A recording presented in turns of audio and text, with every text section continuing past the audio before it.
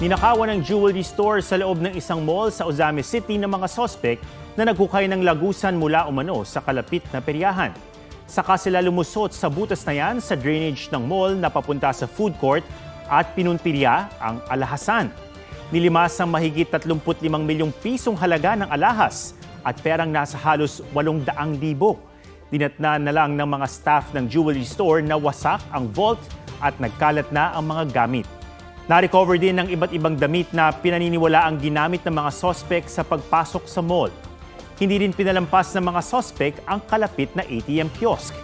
Hindi pa alam ang halaga ng natatangay mula rito. Sinira pa ng mga sospek ang mga security camera. Hawak na ng pulisya ang 3 sospek at 5 persons of interest. Inaalam pa kung may mas malaking personalidad sa likod ng krimen.